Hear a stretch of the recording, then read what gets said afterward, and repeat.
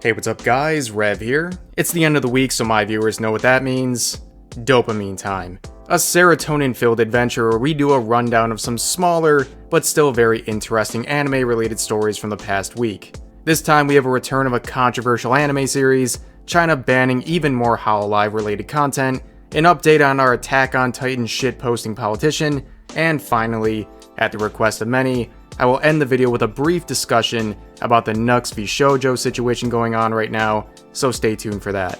So without further ado, let's jump into this week's rundown. First on the agenda for today, we have news about the disjointed premiere of the World's End Harem anime adaptation and its official re-release date. If you remember about a month or two ago, I made a video discussing the controversial premiere of the anime series. This adaptation was originally slated to premiere on October 8th, but instead it only aired the first episode as a quote-unquote advanced screening, with the rest of the show delayed until January due to a need to quote-unquote closely examine the anime's production. And to clarify, this is no regular anime series, it's an adaptation of a manga series that has very adult themes, a so good I can't believe it's not hentai sort of series. A close comparison would include series like Interspecies Reviewers and Redo of Healer in terms of content. So the controversy with this anime adaptation goes as follows. First of all, it's extremely odd to halt a premiere after one episode to examine its content. What's even more suspicious is that the series was set for streaming on Crunchyroll, so there's questions about their hand in this delay. The situation is very reminiscent of how Interspecies Reviewers was pulled after a few episodes by Funimation for not falling within their standards. But nonetheless, the official website for the World's End Harem franchise announced on Friday that the anime's new premiere date is now January 7th.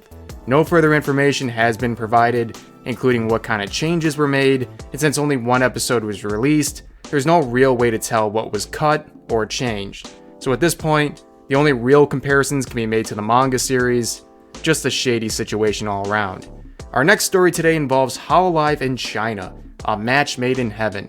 So long story short, two Hololive members made a mere mention of the country of Taiwan, and it led to an absolute shitstorm in China, leading to the banning and censorship of Hololive content, which has continued to this day.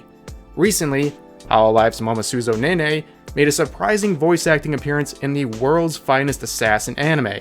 Nene's distinctive voice can be heard as a background character on the 3-minute mark of Crunchyroll's stream of episode 6. There is one particular region, however, where her performance and credit are missing. Big shock, it's China. The Bilibili version released in China has wiped clean both her appearance in the episode and any credit recognizing her appearance, which is hardly surprising because this has happened many times before with Hololive related content.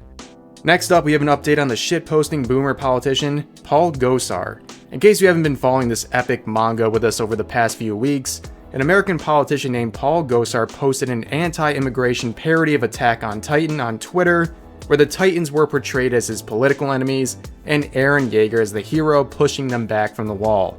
It was cringe, and demonstrated no understanding of the series, but it got even worse when some of the targets of the video felt physically threatened by the parody and pushed for his official punishment. And this punishment has now arrived. The United States House of Representatives voted last Wednesday to censure Paul Gosar. While this carries no practical consequence, it's a smudge on a politician's career to be sure. In fact, it's only the 4th time to occur in the last 40 years. Yes, the Attack on Titan parody led to this. But as far as we're all concerned, that seems to be the end of this embarrassing manga's arc. And finally, I'm going to end this video addressing a pretty requested topic. It's the ongoing Nux vs V Shojo situation. I'm not going to go through the details. If you want to check it out for yourself, there's endless archives to look through on Twitter at the moment.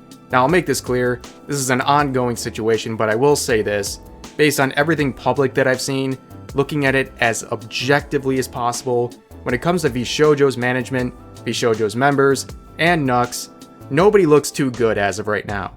And now being the 27th or about 3 to 4 days into this. Good intentions, bad intentions, unclear intentions, this whole thing has resulted in a toxic mess.